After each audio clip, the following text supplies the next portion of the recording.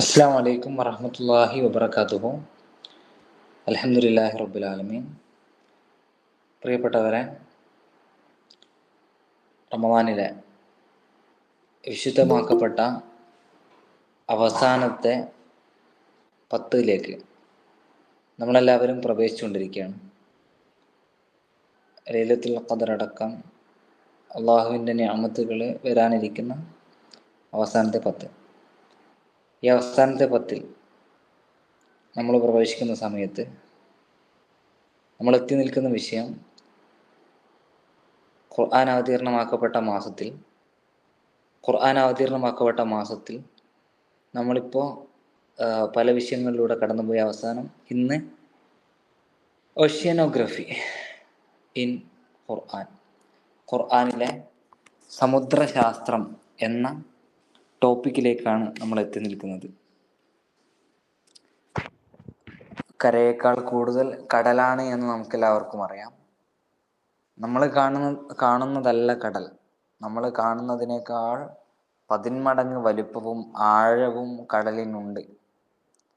കപ്പൽ യാത്രകളൊക്കെ നടത്തുമ്പോൾ അത് നമുക്ക് ബോധ്യപ്പെടുന്ന വസ്തുതയാണ്. തീർച്ചയായും കടലിനെ കുറിച്ച് വിശുദ്ധ ഖുർആൻ ധാരാളം സ്ഥലങ്ങളിൽ ബഹർ എന്നൊക്കെ പറയുന്നുണ്ട്. ധാരാളം സംഭവങ്ങൾ എടുത്തുദ്ധരിക്കാൻ വേണ്ടി കടലിനെ പ്രയോഗിച്ചിട്ടുണ്ട്. കടലിലെ തിരമാലകളെ പറ്റി പറയുന്നുണ്ട്.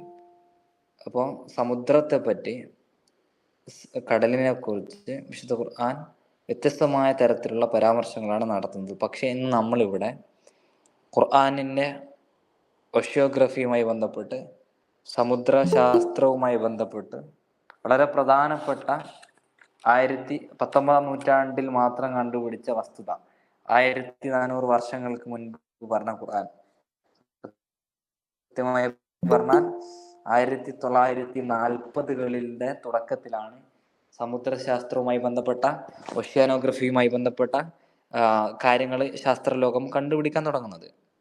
ഏകദേശം സമുദ്രശാസ്ത്രം, ഈ ഓഷ്യാനോഗ്രഫി എന്ന് പറയുന്ന വലിയൊരു മേഖല, വലിയൊരു ശൃംഖല, ഇന്നതൊരു ഓഷ്യാനോഗ്രഫി ഈസ് എ കരിയറൊക്കെ മാറിക്കഴിഞ്ഞിട്ടുണ്ട്. ഒരു കരിയറായി ഓഷ്യാനോഗ്രഫർ അല്ലെങ്കിൽ ഓഷ്യാനോഗ്രഫി അത് മാറിക്കഴിഞ്ഞിട്ടുണ്ട് എന്ന് നമുക്ക് കാണാൻ കഴിയും. ആഴക്കടലിലൂടെ അതിനെ മുങ്ങിത്തപ്പുന്ന മുത്തിനെയും പവിഴത്തെയും ഒക്കെ മുങ്ങിത്തപ്പുന്ന രൂപത്തിൽ ഓഷ്യാനോഗ്രഫി ആസ് എ കരിയറായി ഇന്ന് ലോകത്ത് പടർന്ന് പന്തലിച്ചിരിക്കുകയാണ്. ഇപ്പോൾ 19ാം നൂറ്റാണ്ടിലെ കണ്ടെത്തലുകളെ കുറിച്ച്, അല്ലെങ്കിൽ 1940കളിൽ മാത്രം ശാസ്ത്രലോകം കണ്ടെത്തിയ വളരെ പ്രധാനപ്പെട്ട വസ്തുതയാണ് ആഴക്കടലിൽ ഇരുട്ടുകൾ ഉണ്ട് എന്ന വസ്തുത. അതും എങ്ങനെയുള്ള ഇരുട്ടാണ്? ഒന്നിനു മുകളിൽ മറ്റൊന്നായി അനേകം ഇരുട്ടുകൾ ഉണ്ട് എന്ന് ശാസ്ത്രലോകം 19ാം നൂറ്റാണ്ടിൽ കണ്ടെത്തി. ഇരുട്ടുകളെ പൊതിയുന്ന തിരമാലകളാണ് എന്നും. എങ്ങനെ? ഇരുട്ടുകളെ പൊതിയുന്ന തിരമാലകൾ ആഴക്കടലിൽ ഉണ്ട് എന്നും ശാസ്ത്രം കണ്ടെത്തി. ആഴക്കടലിലെ തിരമാലകളെ പൊതിയുന്ന വേറെയും തിരമാലകൾ ഉണ്ട് എന്നും ശാസ്ത്രം കണ്ടെത്തി. ആഴക്കടലിൽ സ്വന്തം കൈകൾ പോലും കാണാൻ കഴിയാത്ത തരത്തിലാണ് ഇരുട്ട് എന്നും 1940കളിൽ കണ്ടെത്തി. വ്യത്യസ്തമായിട്ടുള്ള ഒരു സാഹിത്യപരമായിട്ടുള്ള കണ്ടെത്തലായിട്ട് നമുക്കിത് വായിക്കുമ്പോൾ മനസ്സിലാവും. പക്ഷെ ഒന്നുകൂടെ മനസ്സ് കൊടുത്ത് അത് കേൾക്കുന്ന സമയത്ത് ഞാൻ ഒന്നുകൂടെ ഒന്ന് വിശദീകരിച്ചു തരാം. ഒന്നാമതായി, ആഴക്കടലിൽ ഇരുട്ടുകൾ ഉണ്ട് എന്നൊരു കണ്ടുപിടുത്തം. മറ്റൊന്നിലേക്ക് വരുമ്പോൾ ഒന്നിനു മുകളിൽ മറ്റൊന്നായി അനേകം ഇരുട്ടുകൾ ഉണ്ട് എന്ന കണ്ടുപിടുത്തം.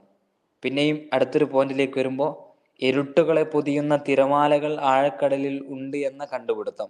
അതും കഴിഞ്ഞ് മറ്റൊരു പോയിന്റിലേക്ക് വരുമ്പോൾ ആഴക്കടലിലെ തിരമാലകളെ പൊതിയുന്ന വേറെയും തിരമാലകൾ ഉണ്ട് എന്ന് ശാസ്ത്രലോകം കണ്ടെത്തി. അങ്ങനെ ആഴക്കടലിൽ സ്വന്തം കൈകൾ പോലും നമ്മളിട്ടാൽ ആഴക്കടലിൽ സ്വന്തം കൈകൾ പോലും കാണാൻ കഴിയാത്ത തരത്തിലാണ് ഇരുട്ട് എന്നും 1940കളിലാണ് ശാസ്ത്രലോകം കണ്ടെത്തുന്നത്. ഇത് വളരെ വിശദമായി വിശദീകരിക്കുന്ന ഡോക്യുമെന്ററിയാണ് ദ ബിഹൈൻഡ് ദ ന്യൂസ് പുറത്തിറക്കിയ വാട്ട് ആർ ദ സീസോൺ എന്ന ഡോക്യുമെന്ററി. നിങ്ങൾക്ക് യൂട്യൂബിലൊക്കെ അടിച്ചാൽ കാണാൻ കഴിയും. വാട്ട് ആർ ദ സീസോൺ എന്നൊരു ഡോക്യുമെന്ററി ദ ബിഹൈൻഡ് ന്യൂസ് ആണത് പുറത്തിറക്കിയത്. ആ രൂപത്തിൽ വളരെ വ്യക്തമായി ഇത് പ്രതിപാദിക്കുന്ന തരത്തിലുള്ള പഠനങ്ങൾ നമുക്ക് അവിടെ കാണാൻ കഴിയും. ഇപ്പോൾ കടലിന്റെ നമ്മൾ ഒന്നുകൂടെ വിഷയത്തിലേക്ക്, ആഴത്തിലേക്ക്, ഡീപ്പിലേക്ക് ഇറങ്ങാണ്. വളരെ ഫോക്കസ് ചെയ്തുകൊണ്ട് മാത്രം കേൾക്കേണ്ട ഒരു വിഷയമാണ് ഈ ഒരു ഓഷ്യാനോഗ്രഫിയുടെ വിഷയം. അപ്പോൾ നമ്മൾ വിഷയത്തിലേക്ക് വരാണ്. അപ്പോൾ കടലിൻ്റെ അടിത്തട്ടിലേക്ക്, അപ്പോൾ നോർമൽ നമ്മൾ മേലുള്ള നമുക്കറിയാം, പക്ഷെ കടലിൻ്റെ അടിത്തട്ടിലേക്ക് നമ്മൾ പോകുമ്പോൾ ഏകദേശം 40 മീറ്റർ പിന്നിടുന്ന സമയത്ത് അതിന് സൺലൈറ്റ് സോൺ എന്നാണ് പറയുക. നമുക്ക് അവിടെ സ്ക്രീനിൽ കാണാൻ പറ്റും, സൺലൈറ്റ് സോൺ. അപ്പോൾ അത് വെറും 40 മീറ്റർ മാത്രം പോയാൽ മതി. അവിടെ ഈ സ്രാവുകളും തിമിംഗലങ്ങളും കാര്യങ്ങളൊക്കെ ഉള്ളൊരു മേഖലയായിട്ട് അതിനെ കാണാൻ കഴിയും, വലിയ വലിയ മത്സ്യങ്ങൾ ആ രൂപത്തിൽ. അപ്പോൾ 40 മീറ്റർ അടിത്തട്ടിലേക്ക് പോകുമ്പോൾ അതിന് പറയുന്ന പേര് സൺലൈറ്റ് സോൺ എന്നാണ്. ഓക്കെ. പിന്നെയും 200 മീറ്റർ അടിയിലേക്ക് വരുമ്പോൾ, ആഴത്തിലേക്ക് വരുമ്പോൾ അതിനെ പറയുന്ന പേര് ട്വിലൈറ്റ് സോൺ എന്നാണ്. ട്വിലൈറ്റ് സോൺ 200 മീറ്റർ ആഴത്തിലേക്ക് വരുന്ന സമയത്ത്. പിന്നെയും 200 മീറ്ററും കഴിഞ്ഞ് 1000 മീറ്റർ ആകുമ്പോൾ താഴേക്ക് വരുമ്പോൾ അതിനെ മിഡ് നൈറ്റ് സോൺ എന്ന് പറയുന്നുണ്ട്. അവിടെ കുറച്ചും കൂടി ഡാർക്ക് നമുക്ക് കാണാൻ കഴിയും, ഒരു വെളിച്ചം കിട്ടാത്തൊരവസ്ഥ. അപ്പോൾ വെളിച്ചത്തിൻ്റെ അടിസ്ഥാനത്തിൽ ഓഷ്യാനോഗ്രഫേഴ്സ്, സമുദ്രശാസ്ത്രജ്ഞന്മാർ സമുദ്രാന്തർഭാഗത്തെ 5 മേഖലകളാക്കിയാണ് തിരിക്കുന്നത്. 5 മേഖലകളാക്കി തിരിക്കുന്നുണ്ട്. ഒന്നാമത്തെ ഒരു മേഖല, ഒന്നിനു പുറകെ മറ്റൊന്നായി അനേകം അന്ധകാരങ്ങളുടെ മേഖലകൾ അഥവാ എപ്പിപിലാജിക് സോൺ, സൂര്യപ്രകാശ മേഖല എന്ന് കാണാൻ കഴിയും. അവിടുന്ന് 200 മീറ്റർ മുതൽ 1000 മീറ്റർ വരെ മെസോപെലാജിക് സോണാണ്, സന്ധ്യാപ്രകാശ മേഖല എന്ന് പറയും. അവിടുന്ന് 1000 മുതൽ 4000 മീറ്റർ അടിയിലേക്ക് വരുമ്പോൾ അത് ബാറ്റിപെലാജിക് സോണാണ്, അർദ്ധരാത്രി മേഖല എന്ന് പറയും. അവിടുന്ന് 4000 മീറ്റർ മുതൽ 6000 മീറ്റർ വരെ അബിസോപെലാജിക് സോൺ എന്നാണ് പറയുക, ഘനാന്ധകാര മേഖല എന്ന് മലയാളത്തിൽ പറയും. പിന്നെയും 5ാമത്തെ ഒരു ലെവലിലേക്ക് താഴേക്ക് വരുമ്പോൾ അത് 6000 മീറ്ററും കടന്ന് താഴേക്ക് വരുന്ന സമയത്ത് അതിന് ഹഡൽ പെലാജിക് സോൺ എന്നാണ് പറയുക. മലയാളത്തിൽ അതിനെ പ്രേതാന്ധകാര മേഖല എന്ന സാഹിത്യ ഭാഷയിൽ പ്രയോഗിക്കുന്നുണ്ട്.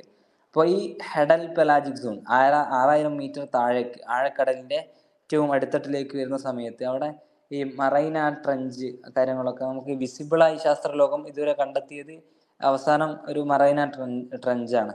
അവിടെ ആണ് എത്തി നിൽക്കുന്നത് കണ്ടുപിടുത്തവും പഠനവും.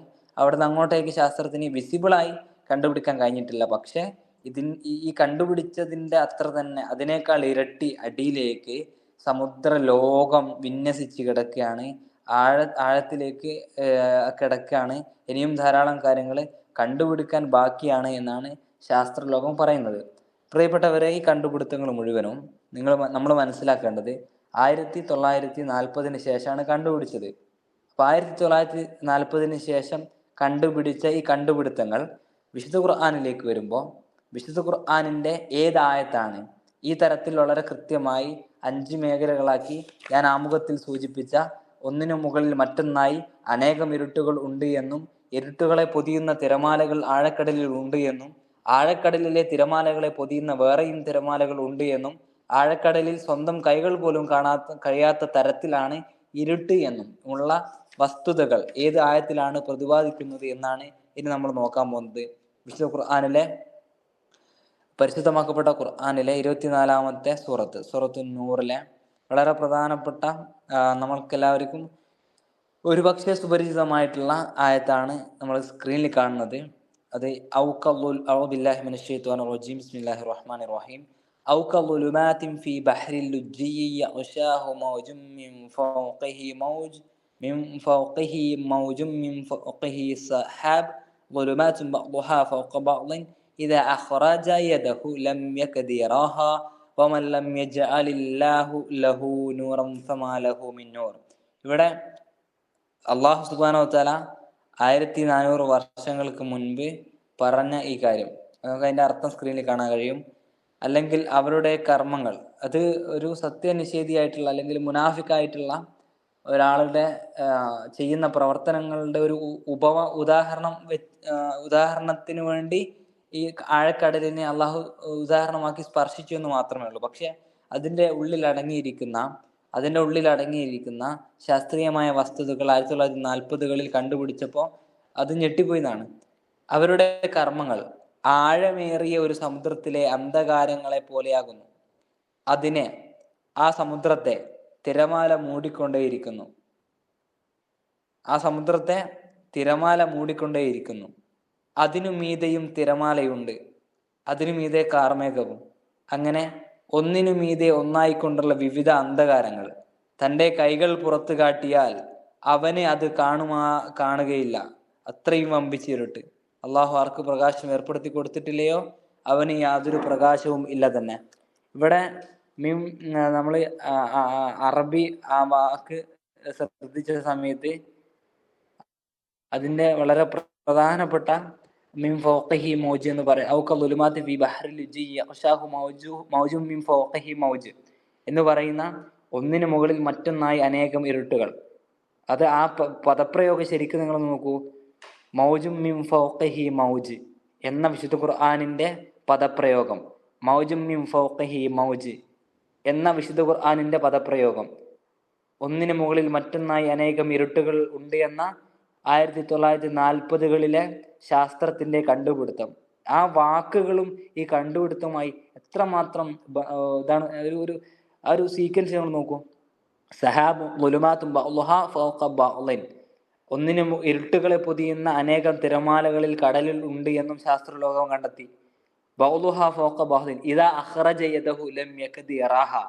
ആഴക്കടലിലെ തിരമാലകൾ പൊതിയുന്ന വേറെയും തിരമാലകൾ ആഴക്കടലിൽ സ്വന്തം കൈകൾ പോലും കാണാൻ കഴിയാത്ത തരത്തിലാണ് അവിടുത്തെ ഇരുട്ട് എന്നും. ഇവിടെ കറക്റ്റ് ആ വാക്കുകൾ എങ്ങനെയാണോ അതേപോലെ ശാസ്ത്രലോകത്തിന്റെ പഠനങ്ങൾ കണ്ടെത്തി എന്നുള്ളതാണ് വസ്തുത.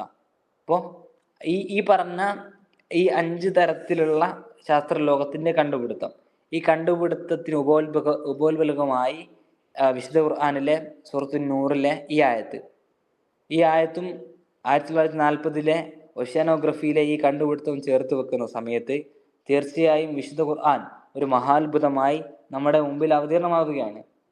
ആ കണ്ടുപിടുത്തവും 1400 വർഷങ്ങൾക്ക് മുൻപ് പറഞ്ഞ ആ പോയിന്റ്സും വളരെ എന്താ പറയുക, എത്രത്തോളം അത് ബന്ധപ്പെട്ട് കിടക്കുന്നു എന്ന് നമുക്ക് ഈ ഒരു വിശദീകരണം കേട്ടാൽ മാത്രം മനസ്സിലാവും. അപ്പൊ ഈ തരത്തിൽ സമുദ്രശാസ്ത്രവുമായി ബന്ധപ്പെട്ടിട്ടുള്ള ഇതൊരായത്ത് മാത്രം, ഒരായത്ത് മാത്രമാണ്. ഇനിയും ധാരാളം ആയത്തുകൾ. അത് നമുക്ക് കരയിലെ മുഴുവൻ മരങ്ങളും പേനയായി ഉപയോഗിച്ചാലും കടലിലെ മുഴുവൻ ജലവും മഷിയായി ഉപയോഗിച്ചാലും അള്ളാഹുവിന്റെ നിഅമത്തുകളെ നമുക്ക് എണ്ണിത്തിട്ടപ്പെടുത്താൻ കഴിയില്ല എന്ന് പറഞ്ഞ ആ ആയത്തിന്റെ ഗൗരവം, അല്ലെങ്കിൽ ആ ആയത്തിൽ അടങ്ങിയിരിക്കുന്ന അതിശയിപ്പിക്കുന്ന കൗതുകം. കടലിലെ വെള്ളം എത്ര ലിറ്ററാണ്, എത്ര ടൺ എത്ര ലിറ്ററാണെന്ന് ആലോചിച്ചു പോകും. അപ്പൊ അത്രയും വിശാലമായ തരത്തിൽ അള്ളാഹുവിന്റെ നിഅമത്തുകൾ ഉണ്ട് എന്ന് അനുസ്മരിപ്പിക്കുന്ന തരത്തിൽ വിശുദ്ധ ഖുർആൻ ഈ സമുദ്രശാസ്ത്രവുമായി ബന്ധപ്പെട്ടിട്ടുള്ള ധാരാളം ആയത്തുകൾ നമുക്ക് കാണാൻ പറ്റും. അപ്പോൾ ഈ തരത്തിൽ നോക്കുന്ന സമയത്ത് വിശുദ്ധ ഖുർആൻ എന്നും ഒരു പിടി മുന്നിൽ. ശാസ്ത്രം ഇനിയും കണ്ടെത്താനിരിക്കുന്ന ധാരാളം വസ്തുതകൾ വിശുദ്ധ ഖുർആൻ 1400 വർഷങ്ങൾക്ക് മുൻപ് പറഞ്ഞു കഴിഞ്ഞതാണ് എന്ന ഒരു അഭിമാന ബോധം നമുക്ക് എല്ലാവർക്കും ഉണ്ടാവുക. തീർച്ചയായും പ്രൗഡ് ടു ബി എ മുസ്ലിമായി ജനിച്ചതിൽ നമുക്ക് അഭിമാനത്തോടു കൂടി തല ഉയർത്തിപ്പിടിച്ച് നടക്കാൻ കഴിയും. കാരണം നമ്മുടെ മുമ്പിൽ വിശുദ്ധ ഖുർആനാണുള്ളത്. വിശുദ്ധ ഖുർആൻ കാലഘട്ടങ്ങളെ അതിജയിക്കുന്ന വേദഗ്രന്ഥമാണ്, അള്ളാഹുവിന്റെ കലാമാണ് എന്ന് നമ്മൾ മനസ്സിലാക്കുക. ധാരാളം വിഷയങ്ങളിലൂടെ കടന്നു പോവേണ്ടതുണ്ട്. ഇത്രയും സമയം ഈ ഒരു വിഷയത്തെ കേട്ടിരുന്ന നിങ്ങൾക്ക് എല്ലാവർക്കും ഹൃദ്യമായ നന്ദി അറിയിച്ചുകൊണ്ട് ഇന്നത്തെ സെഷൻ ഇവിടെ വൈൻഡപ്പ് ചെയ്യാണ്. അസ്സലാമു അലൈക്കും വറഹ്മത്തുള്ളാഹി വബറകാതുഹു.